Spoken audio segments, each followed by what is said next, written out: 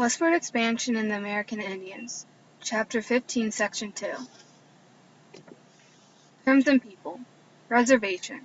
Public lands where Native Americans were forced to live by the federal government. Sand Creek Massacre. 1864 incident in which Colorado militia killed a camp of Indians. Sitting Bull. Belonged to the Hunkpapa Band, one of 7 Lakota Sioux. A famed fighter, he was named Hunkpapa War Chief. Spiritual leader, reputation was so great the Lakota chose him as the first ever of all 7 bands. Battle of the Little Big, 1876 battle in which the Sioux defended U.S. Army troops.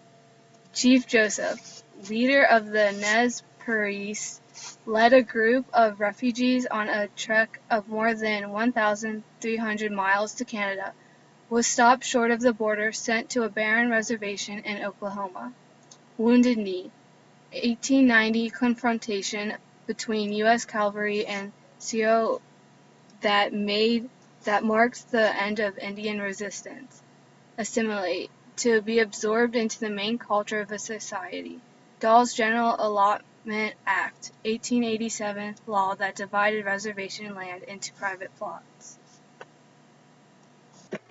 Compare the ways Native Americans and white settlers viewed and used the land. Advancing settlers forced the Native Americans off of their land into land they thought was uninhabitable.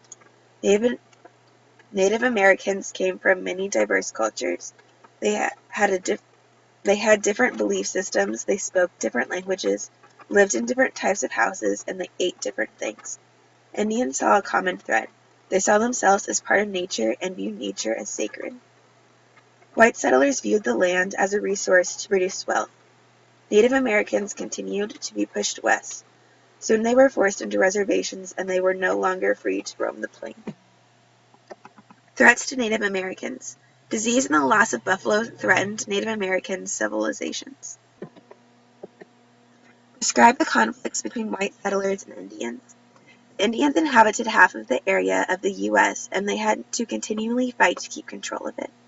The group of Sioux Indians attacked settlements in eastern Minnesota to resist threats to their land rights. The government, in return, waged for a full-scale war against the Sioux. Troops of Colorado militia opened fire on an unarmed camp of Indians that were under U.S. Army protection at Sand Creek. Hostilities intensified when the government announced plans to build a road through the Sioux hunting ground in order to connect gold mining towns in Montana.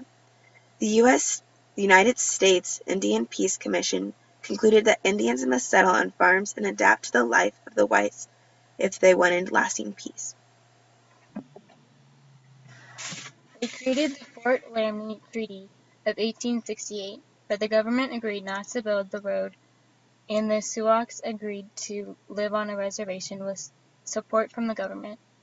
The Bureau of Indian Affairs appointed an agent who distributed land and adequate supplies to anyone willing to farm.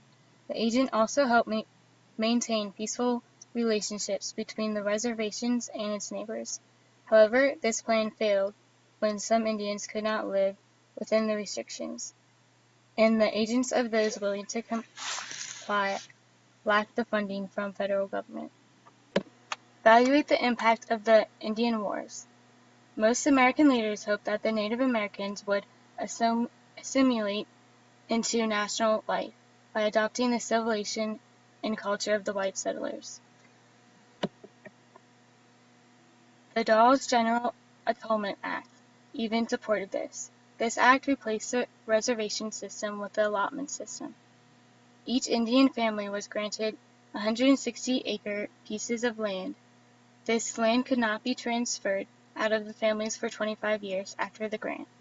Boarding schools were also established for children, but these schools taught the children the rules and culture of white Americans.